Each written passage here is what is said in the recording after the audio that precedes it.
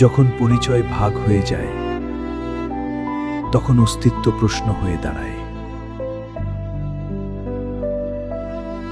আমি কে? আমার পরিচয়টা আসলে কি?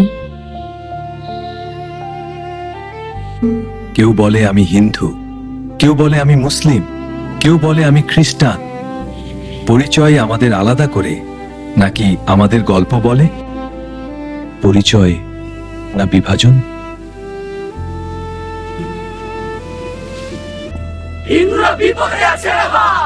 বিপদ কার থেকে?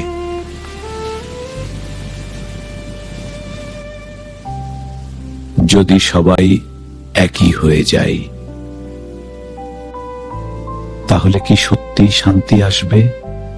ধরো আর কোনো ধর্ম নেই, কেউ বলবে আমি ব্রাহ্মণ, ধরবে আমি ক্ষত্রিয়, কেউ বলবে আমি বৈশ্য, কেউ বলবে আমি শূদ্র। তখন থাকবে না সমতা, থাকবে না ন্যায়, শুধু শক্তিশালী আরো শক্তিশালী হবে আর দুর্বল আরো একাতে। কিন্তু যখন আমরা মানুষ হই তখন আমরা আলাদা থাকি না, আমরা এক হয়ে যাই।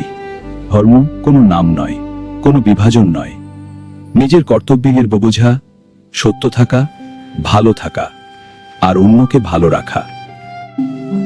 যদি ভিডিওটি আপনার ভালো লেগে থাকে তাহলে দয়া করে লাইক, কমেন্ট ও শেয়ার করুন। আর আপনি যদি আমাদের চ্যানেলে নতুন হন তাহলে সাবস্ক্রাইব করতে ভুলবেন না।